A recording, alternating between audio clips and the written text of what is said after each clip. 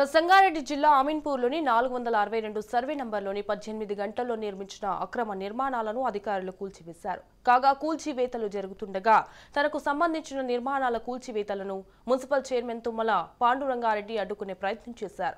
జేసీబీలు రాకుండా లారీని అడ్డుపెట్టగా బలవంతంగా జేసీబీతో లారీ తొలగించారు అధికారులు. దీంతో రెవెన్యూ అధికారులతో వాగ్వాదానికి దిగారు మున్సిపల్ చైర్మన్. అయితే హైడ్రా కమిషనర్ ఆదేశాల మేరకే కూల్చివేతలు జరుపుతున్నామని తహసీల్దార్ రాధా తెలిపారు. అనంతరం పోలీసుల జోక్యంతో కూల్చివేతలు ప్రారంభమయ్యాయి. మండలం ఈరోజు మనము 462 సర్వే నెంబరు, ఇది 2 ఎకరాల 16 గుంటలు ఉంటుంది.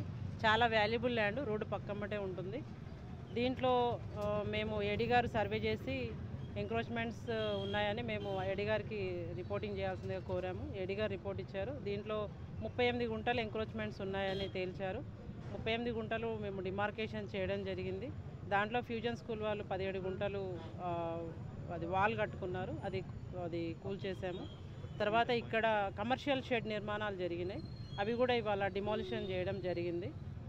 టోటల్గా ఇప్పుడు 462 సర్వే నెంబర్లో టోటల్ డిమాలిషన్స్ అన్నీ అయిపోయినాయి. మళ్ళీ అది గవర్నమెంట్ మేము ప్రభుత్వ భూమి మా పరిధిలోకి మేము తెచ్చుకోగలిగాం. ఇక్కడ కూడా కంప్లైంట్స్ వెళ్ళినాయి, మాకు కూడా కంప్లైంట్స్ వచ్చినాయి. దీని మీద కంప్లైంట్స్ రావడం బేస్డ్గానే మేము దీన్ని సర్వే చేయించడం జరిగింది. తర్వాత హైడ్రా కమిషనర్ కూడా ఇన్ఫర్మేషన్ ఉంది. సో మేము తర్వాత ఐలాపూర్ గ్రామంలో కూడా 119 సర్వే నెంబరు, అది 400 ఎకరాలు, అది కూడా కోర్టు కేసులో ఉంది. మొత్తం విలేజ్ రెవెన్యూ భూమి మొత్తం కూడా కోర్టు కేసులో ఉంది. అయినప్పటికీ ఈ మధ్య కొంతమంది అన్నోన్ పర్సన్స్ అక్కడ ప్లాట్ చేయడానికి స్టోన్స్ పాతడం జరిగింది. అవి కూడా ఈరోజు మార్నింగ్ తీసేసాము. మాకు పోలీసు వాళ్ళు చక్కటి సహకారం ఇచ్చారు. తర్వాత 4 మండలాల ఆర్ఐ చుట్టుపక్కల మండలంలోనే ఆర్ఐ వాళ్ళని పిలిపించడం జరిగింది.